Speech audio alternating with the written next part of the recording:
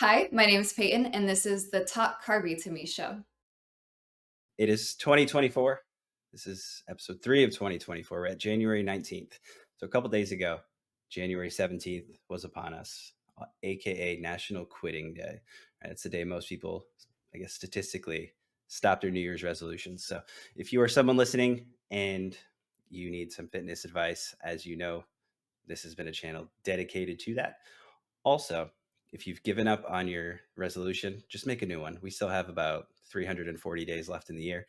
There's plenty of time to get back on it. So definitely write that out and make that happen.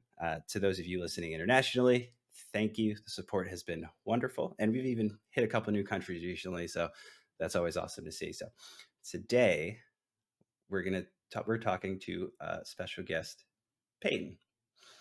How's it going? Good. How are you? I'm pretty good. I'm a little chilly, but something tells me I'll get over it. Yeah, I've had the Northeast beat out of me the last few years. So North Carolina weather, I prefer it to be the usual sauna that it is, and it's been a little chilly lately. Yeah, I'm lucky to be here in Miami, Florida, with the sunshine at least. I mean, it's been chilly for us down here, but definitely not as chilly as the rest of the country. Yeah. So you posted something earlier that caught my eye. You posted a couple studies referencing menstrual cycles and the effect that they have on strength training. Is that a thing that like is going around? It is. And I think it may just be in the discussion within females and women. But I had a client recently ask me, hey, do you think I should change up my weight training and the weight I'm lifting based on the time of month and period of cycle that I'm in? And my first reactive answer was no, don't switch up the weight, continue on because we want to keep track of our strength progression. But I also wanted to be a reliable and honest coach and have evidence to back that up. And I know there's been a lot of discussion around cycle syncing with your workouts as a female. Um, and when I looked and I got the evidence that I was looking for, there really was no influence of the time of cycle to your performance and strength training. Interesting. I've heard it. Obviously, I'm not one who menstruates, so I'm not exactly the best character witness here for this discussion. But a lot of my clients are female, and you train with someone long enough, you get to learn some details. You'll kind of know when the time is. So I've always just I've heard it in passing, um, and I'll just be like, I wonder if we make things heavier today. And my theory around it kind of is, and I'm glad that she posted like actual scientific research on it because we need more of that stuff with everything that goes around lately. But part of it for me is you're just in a bad mood and you're just more a little bit more hyped up, and Uh, but largely there's not too much of a difference in what the outputs are, what the overall efficiency of the workout and stuff like that. But it's definitely a very interesting thing for like people to grab onto and like, hey, like this is the thing that we're missing. Like this is what people aren't doing right. Yeah, and I had talked to several other female colleagues of mine, and they had the similar thoughts. Like, no, there really shouldn't be any sort of change in the program. You should still be lifting per usual. To one, track your progress, first of all, because if you lower the weight one week and then you go back to the same weight next week, you don't really know if you're getting that progressive overload it takes to actually build the muscle that you want, right? Um, my personal experience when I am on my menstrual cycle, I always have better lifts. I don't know if it's just because I'm angry or what, but See, that's my that's my personal experience. But in the scientific articles that I pulled, there was no real evidence that women should take a different approach depending on the time of their cycle. yeah, it could be almost like one of those things where maybe it's like the placebo effect. Yeah, And maybe. when you look at a lot of our a lot of people's approach to fitness in the gym in general, it's like having a rough day, let me go to the gym, and like it's almost like you tell yourself that story long enough, you'll just believe that it makes you feel better when you go. So in that situation where your baseline is lower from a mood standpoint, from what I've heard, um, that might have like an increased effect psychologically where it just feels better. Or you could just be, a little fired up and ready to rock. Exactly. Yeah. I mean, there's a bunch of anecdotal evidence around it, basically people's feelings and what they've personally perceived in their experiences, which is fine. I mean, everyone has a different experience, but I really wanted to make sure that there was science behind this sort of thing because it is such a hot topic of discussion. And I really couldn't find anything that showed you should be lifting lighter during your menstrual cycle or different periods of it or whatever it may be. Yeah. But it's a good thing that that got debunked because I mean, that going around is gonna lead to, a lot of strange situations probably. Yeah, I still feel like it's a very popular thing. Like I see it all the time on Instagram or TikTok. There's many women that suggest it and suggest doing something very light during these times. And, I feel like it's always going to be up in the air until there's research done and an actual study done that promotes this. But yeah. Yeah. One of the things that drives me crazy about, like, trends and, like, things that go on is they're so minute in the grand scheme of things, like, maybe it is true and maybe you do have better lifts, which science so far, research doesn't support. But largely, that's the grand course of the year, you're talking 15%, 15, 20% of the year, where, like, that's your window to get the most out of lifts. Where largely, if you're just consistent, you can just have better lifts regardless, like, progressively over time. Um, so focusing on the minuteness and people get so wrapped up in it, and it's like, oh, I need to completely change everything that I've been doing, and I'm only like 30 days in, and now I need to do this. And I think largely with what I started with, when people make resolutions and they want to change, and then they just get hit with like 34 anecdotal tidbits, and it's like, oh my god, you know what? You're right. It's because I don't look at the sun. Uh, it's because I was on my menstrual cycle. It was because the pH level of my water was off. Um, Yeah. I also find it a little, this may be very brutal, but people want to make an excuse, and whatever fits their excuse, they're just going to run with it? Um, and I feel like sometimes these trends just back up people's excuses to why something's not working, so they run with it instead of looking at the facts. Yeah. Yeah, it's a funny thing. Um, People love excuses, people love comfort. I think as a coach working with people for the last 7 years, I think the biggest thing that I try to do is, like, just point out very bluntly, like, "Hey, you're making an excuse." And, like, you'll talk to someone, and they're like, I'm really tired, I haven't been sleeping well, and it's my hormones, and it's, my DNA, and, like, all this." And they go, "Well, did you sleep 7, 8 hours?" Maybe it's that, or it's like maybe you've just been watching too much TV. Maybe you need some activity. Also, largely, pro tip here: if you're not tired when you go to bed, you probably didn't do enough that day to be tired to need sleep. So they kind of go hand in hand. So I would usually start there, and a lot of times you'll find like, oh yeah, you're right, I am exhausted. Like now I've worked out more, added activity, I did something, went for a walk, run something, and I'm sleeping way better. But we love to grasp at the very very small 1% probability thing. For sure. You are a transformation coach. Right? Hmm. Largely, what does that entail?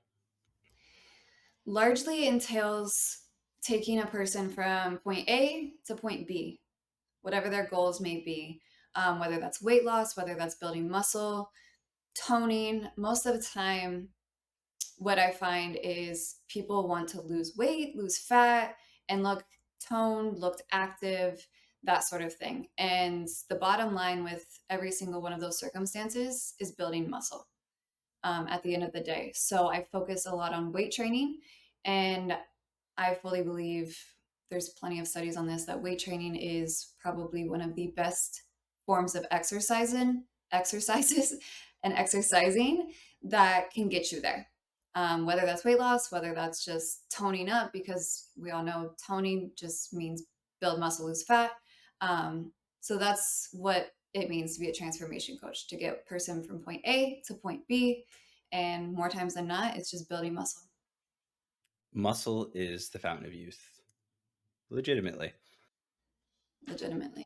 If you look at anyone who is still fit and active into their 50s, 60s, 70s, they usually have really good muscle Mhm. tone. If there was a petition that could go around that could strike a word from the English language and that word was toned, totally. I would Like sign someone's. I would sign it. I would create a new identity for myself. I would sign it again, and I would just continuously do this. I would have like 45 personalities by the end of it. Um, it is. I hate it so much. It's like, hey, yeah, I just want to tone up, and want to look at it. It's like, well, what do you mean you want to tone up? Like you said, all it is I want to make my muscles visible, and you either lose fat or you have to create muscles to show. Mhm. So I wish that would trend. Just that sentence right there. Yeah. It really bothers me when people are like, "Oh, I just wanna tone up. I don't wanna build any muscle. I just wanna tone up." And they don't really have a foundation of muscle to tone. And it's like you can't tone muscle you don't have. And a lot of times people are under muscled. They don't even have enough muscle to lose the fat that they want to lose because their body is in this state of just surviving. So it has to keep on to that fat until they put on a little bit of muscle. So We're it's looking at always you. this it's always this fight of toning, building muscle, losing fat. But bottom line, it's just build muscle. We're looking at you, people who take Ozempic and Wegovy. So you talked about your body wanting to hold on to fat. Why does that happen?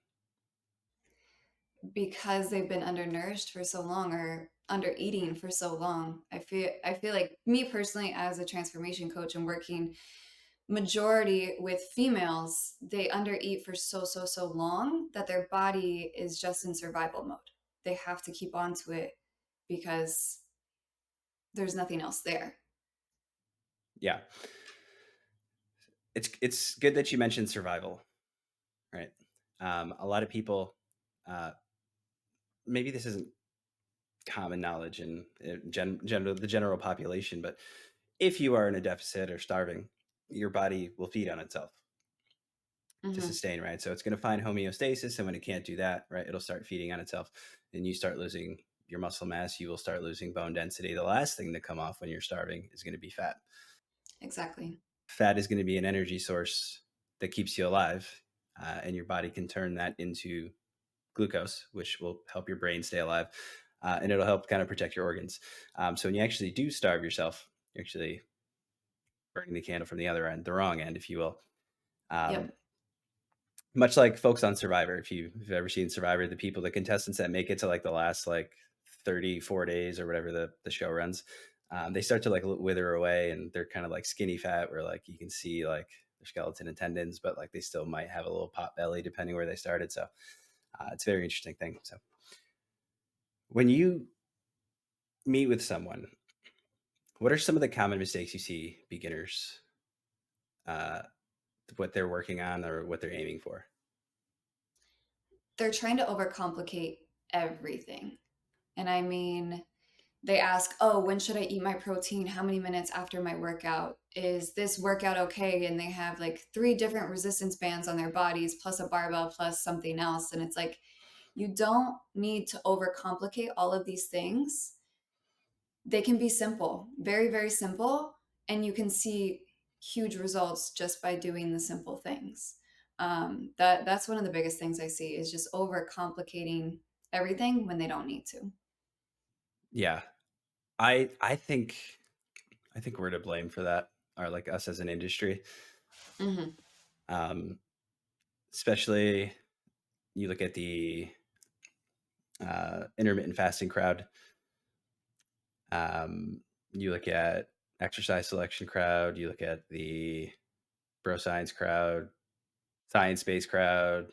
Like almost every there's a tribe everywhere that's like, hey, like it's got to be this, that, and this. And it's like, you got to eat, you need protein and you need animal protein because it's better for you, but also like the fat content is eventually going to kill you. So then you might want to get your fats from somewhere else. And then when you're getting your fats from somewhere else, just make sure that thing doesn't have like all these carcinogens in it, and it doesn't have pesticides. And like by the end of it, you're going through this, and you're like, okay, so like Pop Tarts are like the only thing that I can eat that might not kill me immediately. Stanley. That's not a Stanley though. What is it? That thing is gigantic. Don't come at me yet. Oh, It's a simple modern water bottle. I know these are frowned upon and everything, but it helps me stay on track to drink the amount of water I'm supposed to be drinking every single day.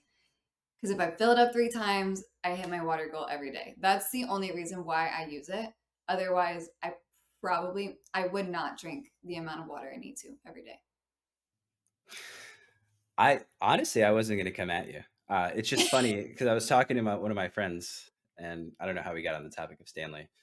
I think because I heard a concept of a pink tax, um, and I was looking into that, and I was like, I started thinking about the Stanley Cups. I was like, well, how did this happen? And it's like, why are they so popular? And then why are there 74 colors? And why is this like a viral thing? Why does Target have a line outside of people waiting for a cup? With nothing it's and realistically it's a thermos that's been around since like 1917, and it's literally mind-blowing. So yeah, that was just my first thought. It was just kind of a coincidence when you pulled it up, and I was like, oh, it kind of It's reminds me. like a knockoff Stanley, I guess. But no, I really only have it just to measure the amount of water intake I get because if I don't drink enough water. So it's just a guide for me, really. Yeah. So when you are starting out with a client, right, so let's say you have a client who's under muscled, how might you build a training split for them, and like what does each day kind of like look like as far as like a foundation of what you're trying to build? I definitely look at their current activity and what they're doing. Um, Kind of what they can do now with their current lifestyle, like how many days a week can they go to the gym? How much time can they give to do this? And I always hit the basics when it comes to weight training. So my basics are like a push pull day and probably 2 lower body days, just because lower body muscles are much larger. So um, it really depends on the client and their goals too. If they have specific goals of specific body parts they want to grow, I may add a little bit more to that. But I think a basic standard for most of the clients that were under muscled are just 2 lower body days and a push and pull day as well. Do you mostly work with females? Yeah. Right now, I actually have all females. I've worked with males in the past, but my current clientele are all females. Shout out to the gym girls. Yes. Personally, my favorite clients are all female Really? Why is that? because they listen. That it is literally the reason. And I have male clients too, and they're great guys. But when coaching, and it's like, okay, one, here's the exercise. Two, watch me do the exercise. Three, here's what I don't want you to do, and it'll usually be like the one thing that might mess the exercise up. It's like, okay, you're gonna go, and I'm gonna watch, and I'm not gonna say anything, and then they just do it. I'm like, yes. Like there's no ego lift in there. There's no like, haha, I'm gonna muscle through this. It is just like, here's where you need to feel it, execute. And they're like, okay, what next? So from a coaching and development standpoint, I find I've always found it much easier, especially when introducing something that might be a little complicated or a little bit more complex, with a female client. Much simpler process as far as going through that. Have you It's a noticed good. the same? Have you noticed the same thing working with both? Um, Similar, yeah, similar. Sometimes guys are just very forward, and they kind of tune you out and think that what they're doing is what you're supposed to be doing, even though I said something completely different. But and I feel like just with the females I work with now, they're so willing to learn and so willing to ask questions and want to know the why behind things and not necessarily just the end result, you know? they want to know like why I'm doing this certain exercise and over this one, or why I should be eating this over this. And like, they're just more willing to ask questions. And I love it. I love it. Yeah, they do. They do have a much bigger desire to learn. And in my history with it, I found myself repeating myself a lot less. And typically it's like, hey, like if you do this, it's probably gonna hurt if you do this wrong. And it's like, okay, I'm not gonna do it wrong. Great, got it. And then with the guys, it's like the bull in a china shop sometimes, and it's like it's like good lord, brother, like come on. So a very funny thing. If you're a trainer out there listening, you can definitely relate to what we were just talking about. For sure. So you were a basketball player, right? Yes. I did play Division 1 basketball in my college days. Yeah. So were you strength training then, like for during that time where you were playing sports, or was that part of the program, or like when did you get into? So I started weight training when I was 13 years old in high school. Um, Mainly due to the fact for sports performance. I played both volleyball and basketball in high school. I knew I wanted to play one or the other in college. So I started weight training then, where I got down the basics of form and everything like that. And then once I got to college, weight training took a serious turn. It was much more for performance, strength, not so much aesthetics, but I learned so much in that experience. I think that was probably the experience that has taught me the most out of, getting certified, doing education, training, classes, working at multiple places. My time weight training in college athletics really taught me a lot, mainly due to the fact that I did it every day. um, Practically every morning, we would have weights, um, 5, 6, sometimes 7 days a week. So it was every day for 4 years straight. A cool thing about that in that situation, especially like starting out, would be the not I hate to say instant gratification, but you see the reward a little bit faster. So your starting force when you're running down court, right? You'll notice it as you get stronger. And your jumping ability. When someone bumps into you, like you get that feedback much quicker in a situation like that, as opposed to if you just went to school and then you went to the gym. Like most of the time, for most of us, many people don't like bump into us, or we don't have to jump over things in our normal life. So it's cool that that start was there, so that you could instantly see that feedback and as you were changing. I think usually most people get too tied up because you mentioned, doing it for sport performance versus aesthetics. Most people get too tied up in I'm going to the gym and it's going to be aesthetic, and they're getting all these benefits that a lot of them can't be seen, but they just put so much emphasis on the aesthetic part, which usually is going to lag behind, a lot of the work that you've done. Mhm. And the functional training too. I think that's a big one with sports as well, is how it relates into real world scenarios. And a lot of people don't really understand that when they first start going to the gym and they're just doing it for aesthetic purposes. There is a functional factor in training wise too. Yeah, I like to when I'm teaching people stuff, I like to include real world examples. Hmm. So like a lot of my clients have heard me say, like, you know, just think of it this way, like, if we were in the forest right now, like, I'm pretty okay with the fact that if a bear starts chasing us, you're gonna be the one to die because I run a lot. I'm gonna be able to outrun you. Or if we're doing, like, a bar hang or a pull-up, or we're trying to work on that, it's like, oh, just imagine you're hanging off a cliff and you're about like, if you let go, you know what I mean? A bad thing is gonna happen, you gotta pull yourself up, and framing it that way. So that way they kind of think about like things that we do in the gym and how they help them out in the real world, which a lot of my philosophy like ties onto. What got you into bodybuilding? Because I saw you did a show last year and it looks like you did pretty well. Yeah, it was my first show ever, actually. And I did first in true novice in my class, first in novice for my class, and second in open for my class, um, which was amazing. I had so much fun. And like once I did it, I realized like, okay, I want to do this and do it again and again and again and again. And I had been training for aesthetics for some years. Um, and I love the aspect of bodybuilding and the fact that growing muscle is just, it's my passion. Like, I love building muscle.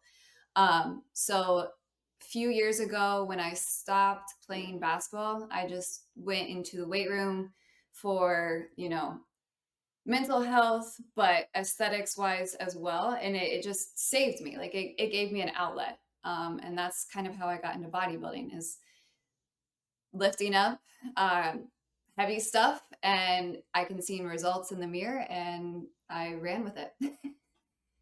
We love that. What was your experience like doing your first show? um, so I hired a coach, as if anyone out there is thinking about bodybuilding at all, my number one tip is to hire a coach as soon as possible, no matter what stage in the game you're at. Um, so when I hired a coach last year, it was almost a year ago. Um, we did a building season first for several months, and then we got into prep. And prep is the portion leading up to a show where you're dieting, doing heavy cardio, things like that. Um, the training was never difficult for me. I know that sounds a little weird, but the cardio and the weights, I have been doing that my whole life. So I felt prepared. It was just the dieting portion that was very, very difficult for me. Um, I'm always used to eating a lot of food, kind of eating whatever I wanted. And then I started to realize, like, I have to be very meticulous, very, very strict with this, to get the results I wanted. And I had never previously weighed my food. I've never done anything like that before. So that was very, very different for me. But I realized that it was necessary to see change and necessary to see results. So that was a big takeaway for sure. But overall, I love the experience, the show, meeting a bunch of people, learning so much. Um, it's been a wonderful journey, and I'm excited to continue to do it. I've I've talked to a couple bodybuilder friends that I have, and I hear the stories and like the dieting and being cold and just kind of everything you go through that process. And hats off to anyone out there that's bodybuilding, attempting to do a show, been in the game for a long time. Now you're pretty tall, right? 5'9". Okay. Did that help or hurt you in bodybuilding with females? Um, I think it depends how you look at it. I know for me, I've always struggled to put on weight, and to be super competitive in this industry, you need a lot of muscle mass, no matter what division you're in. I compete in bikini, and that's the least amount of muscle in all of the female divisions. But even in bikini, you need a lot of muscle mass. So being a taller competitor, it is a little bit different, because trying to put on mass on a taller person, you don't see it as much as a girl who's 5'3". You can see that muscle mass more on her body than you can on a body like mine. Um, so for me, it was difficult. It's still difficult putting on mass. That's my goal currently. But, you know, I don't think it hurts or helps you when you get on stage. I think it's just a factor, and you got to take a different approach depending on your height.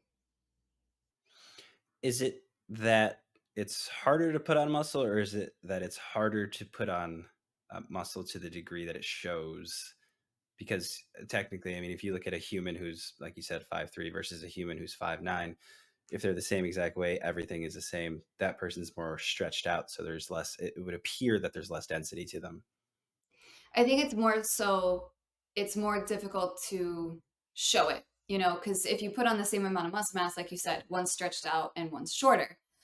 So it's just more difficult to show that muscle and get to a point where you have that type of muscle mass appear. Anyone listening who thinks their calves are small, there you go. Here it is. There's your explanation. When you go ahead and we talk about usually the typical female goal in the gym, or the female aesthetic that a lot of people seem to aspire to. We talk a lot about that hourglass figure, right? What are some ways that you've found that have worked to kind of create that? That hourglass figure, one, as a bikini athlete myself, that is one of the criterias that we go for is the hourglass of shoulders to glutes, right? So to obtain that, shoulders is definitely a key muscle group that you should be working on, and glutes. I think those are the two biggest muscle groups when it comes to getting that hourglass shape. When you were so talk to me about that, right? So when we want to, a lot of times you don't see a lot of girls with, big shoulders. I mean, you don't see a lot of humans with big shoulders in general, but what goes into training like that? Like, what does a day that you're working on those two muscle groups look like for you? So currently I actually work out shoulders at least twice a week. I hit them pretty hard. So shoulders, there's definitely just a very few quick, like not quick exercise, but very few key exercises that I would suggest anyone trying to grow their shoulders to do. Any sort of press, whether that be dumbbell press, Smith machine press, barbell press, landmine press. Arnold presses are amazing. Lat raises are another key exercising exercise to grow those shoulders. Um, any exercises that can hit all three heads of the delt are going to help you out. Um, so those are my shoulder days, and I repetitively do all of those exercises.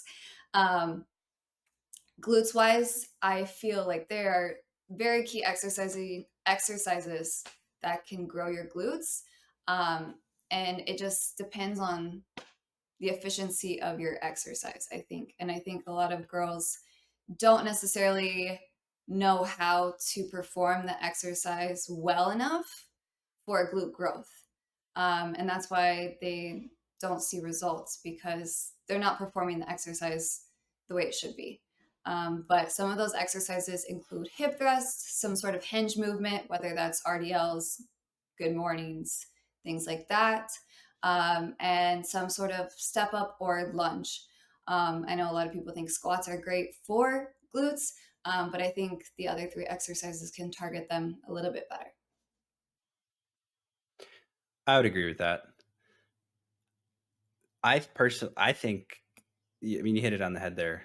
RDLs and good mornings are the bee's knees when it comes to glute growth. Obviously, which one you do is going to depend on a couple factors. So one's top loaded, one's bottom loaded. One thing that I see almost like a reluctance to train upper body, which can hinder those two movements. And so the thing about RDLs is you have to hold the bar.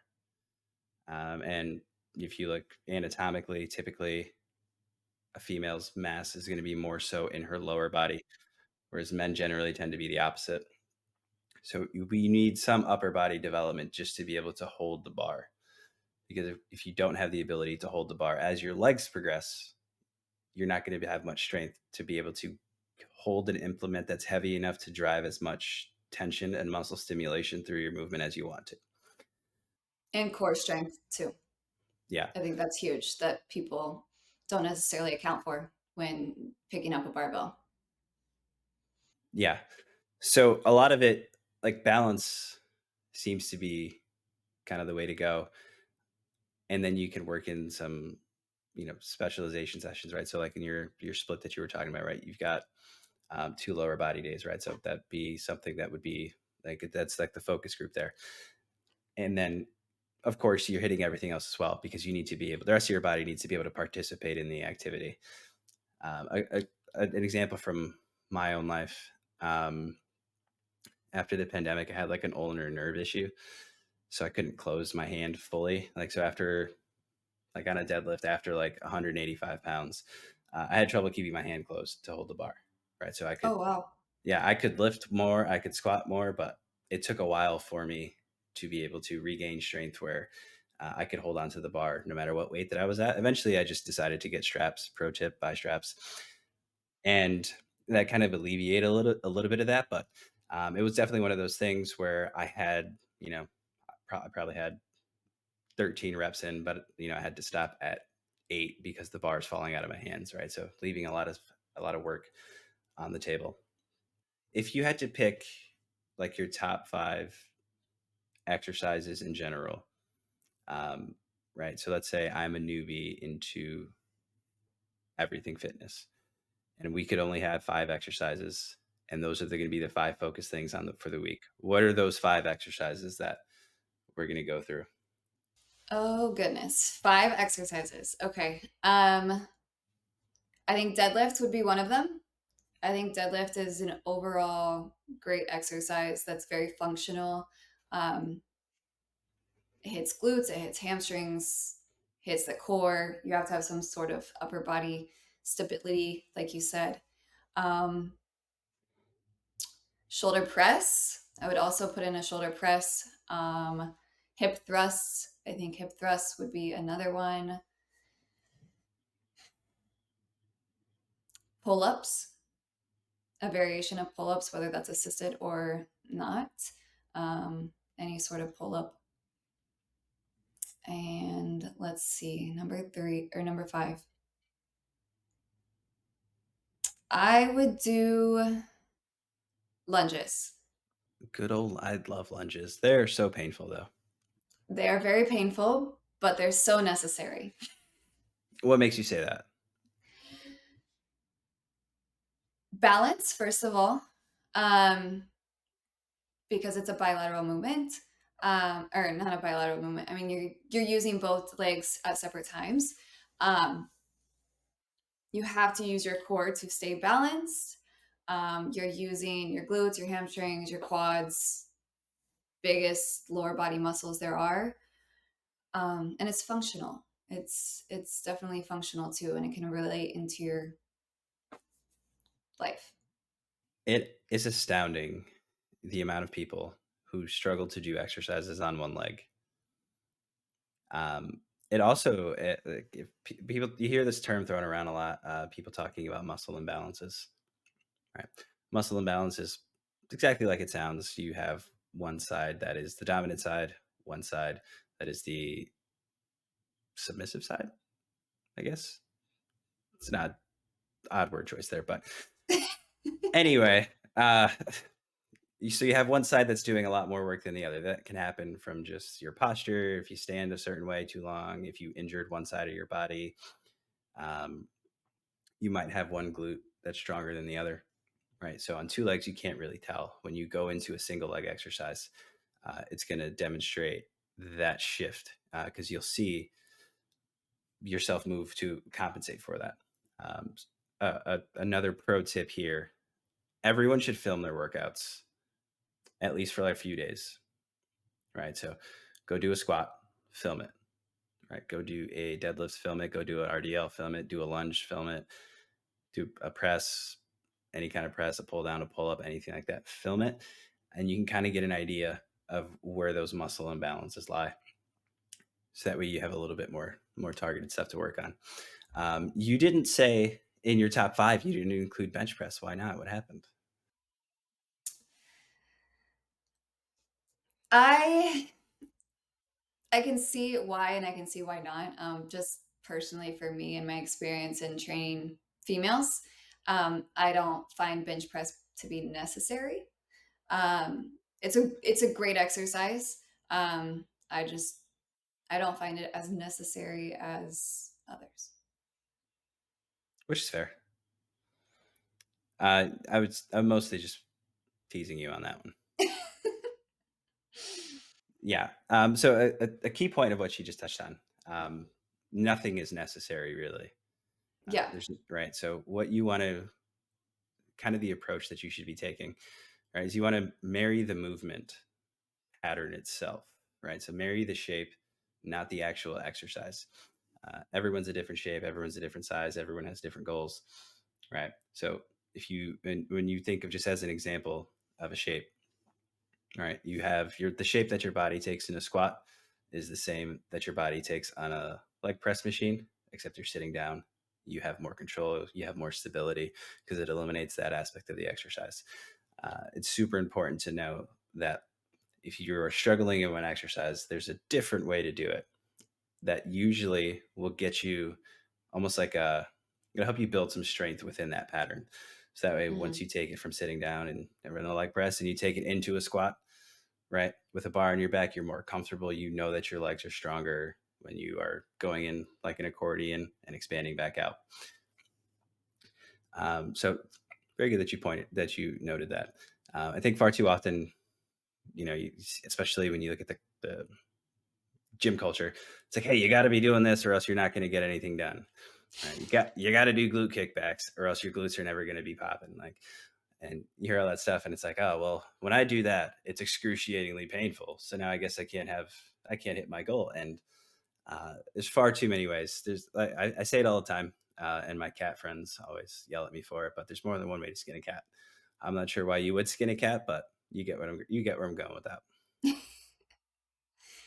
No, for sure. And I'm glad you brought that up because there are ways to achieve the same results, but you don't have to be doing all these little specific exercises. There's another exercise for glute kickbacks. There's another exercise for squats. There's another exercise for step ups. Like there's always a different exercise, but mimicking the movements and hitting the same muscle groups as the same or as one exercise into another can be super helpful to clients that are having trouble, maybe putting the barbell on their back or maybe gripping it for a deadlift or something like that. I'm thinking of my own workouts. I only barbell back squat maybe 2 months out of the year, and that's just during the summer because I work in a gym in North Carolina that doesn't have air conditioning, and like sometimes I just want to die, and like that just seems to be the most effective way. Usually, it's some form of a front squat because it's more comfortable for me, right? Because Interesting. I don't have bad shoulder mobility, but I'm not like you're not going to see my shoulder mobility, and you're not going to write home about it. I'd be like, wow, guess what I saw today at the fair? I saw this guy's shoulder mobility and it was perfect. Like most of us are not, we're not going to have this awesome range of motion. So for me, I'm very uncomfortable back squatting. So what ends up happening is while I'm going, I'm thinking of like, oh my God, this position's so uncomfortable. Like I got to stretch a little bit more, stuff like that. As opposed to if I just do a front squat or like a goblet squat or like a hack squat or what other front, some kind of Zercher squat, something like that. I don't have to think about that because my arms are just in front of me, my levers are shorter, and it allows me just to focus more thoroughly on the exercise. We the one thing about back squats is if you do it and you post it on Instagram, it does look way cooler than if you're like, hey, I got some goblet squats going on. Like, regardless of Yeah. how heavy the dumbbell is, it just looks cooler, more badass, like having a bar on your back. Load up, 245, 275 on there and just do it. You're like, haha, yes. Whereas like it's like slightly the whole time I was just concerned about my shoulder. Like, you know what I mean? So um Yeah, I actually don't back squat much anymore. Mainly due to the fact that I'm a bikini athlete and our criteria, you don't need quads. And I have a decent amount of quads to, work on other muscle groups and kind of neglect the quads for now. so and again I know relatively nothing about the sport of bodybuilding, right? Other than you guys look great and you guys get your tan on. So within the classes, like there's different like criteria for like, oh, you don't need this muscle group or anything like that. Like that happens. That's a thing. So the divisions, yes. So bikini division is the division I compete in, and then it goes to wellness, figure, and so on. In the bikini division, there's a certain criteria within your body shape and frame that you should be striving for. And that really is that hourglass shape.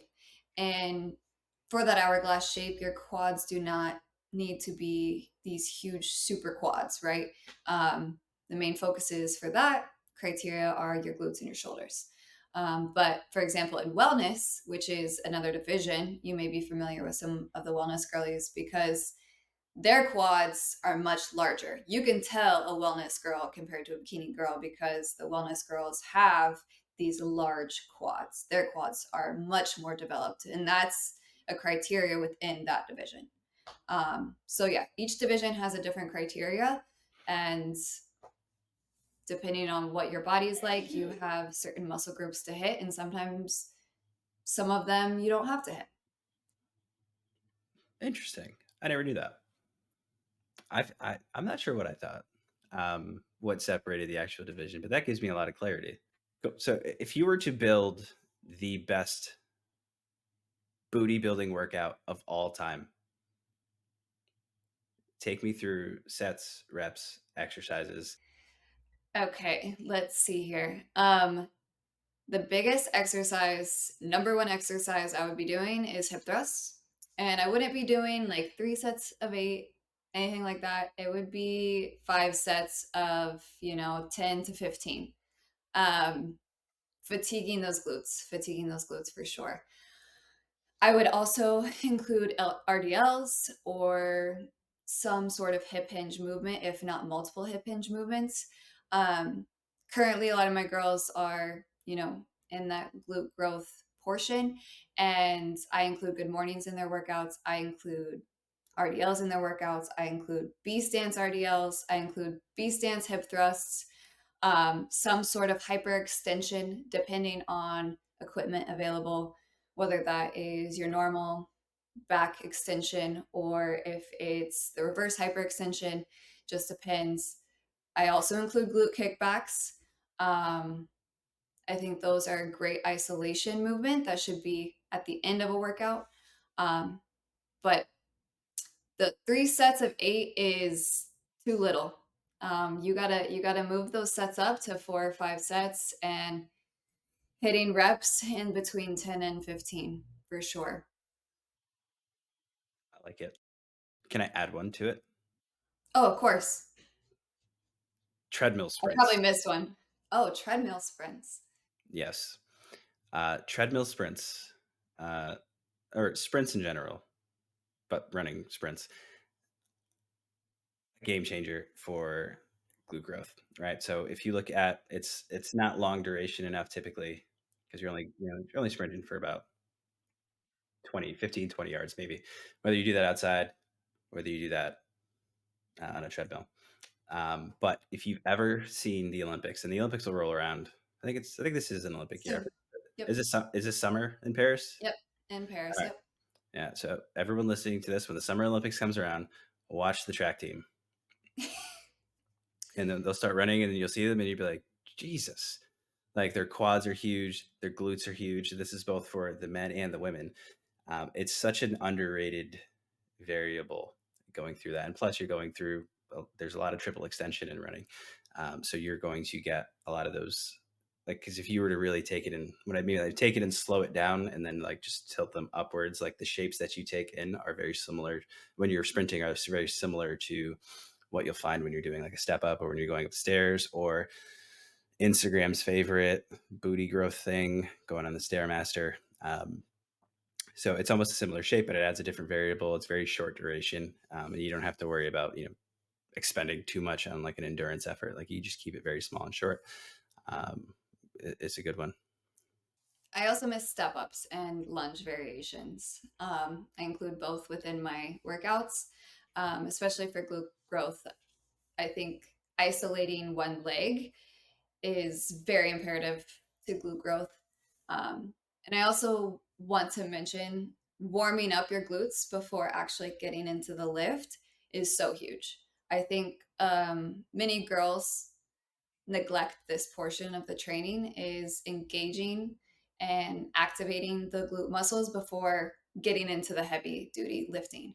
Because a lot of times people are not engaging their glutes enough in the lifts, so their quads are taking over, or their hamstrings are taking over.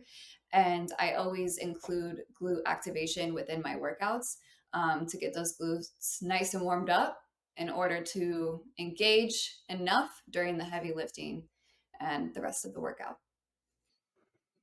Yeah, the warm up is very important. And you mentioned a good thing, like when a different muscle takes over. especially you see this a lot in glute training. What are like other than activation? Like, what do you? Are there things that you work on to get people to kind of feel that mind and muscle connection? Um, So, one huge tip that I love to tell people is just slow it down in tempo. Um, when you slow it down, you don't have to load a bunch of weight onto whatever it's doing, especially if you're starting out. Don't think that the heavier the weight you're lifting is the better lift you're going to get or it's more effective, because that's certainly not true. Um, Slowing it down so much where you really just put all of your focus into the muscle that you're trying to work is huge. Um, Another tip that I've learned is, especially with growing glutes, is if your glutes are really sore, work them again, because you're already putting all of that focus into the glute muscle because it's sore. You can actually engage it better than if it was not. Um, I know that's a little crazy, but I've learned that. And people have learned to engage their glutes that way. And once they learn how to do it, it becomes much easier. But it's always in the beginning trying to get that engagement of tempo, focus on the muscle at hand, really slow it down so you can feel it and you can, think about it while you're doing it. And then if you do have a day where your glutes are super sore, hit them so you can feel that engagement even more. I love it. Like personally, when I have this issue,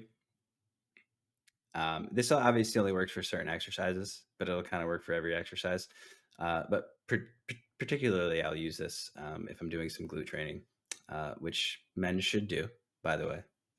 Um, is I actually just grab the muscle. Yep, touching it. Yeah, I'll literally like as a trainer, like when I'm working with a client. Obviously, this doesn't apply to glute training, but I'll poke them in the muscle that I want them to feel it in. Right. So, as the person doing the exercise, right? Obviously, there are limitations to this depending on what you're doing. But if you are doing something like a lunge, if you're doing something like a hip thrust, and you're having trouble feeling your glutes, you can start with an unloaded one, and you can grab your butt. And as you go through the motion, you can feel that muscle working, right? So when you're driving your hips through that range, you'll feel it contract, you'll feel it um, expand, right? And as you do that, you can kind of, it'll start to kind of wire you again to be like, okay, I kind of sense what I'm feeling, when I'm feeling it, where I'm feeling it.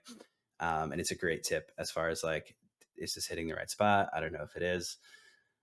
Sometimes it's like you mentioned, it's not as simple as, oh, it's not heavy enough. That's why you don't feel it. A lot of times that's not going to be the case because you could realistically use any weight and eventually you will feel it.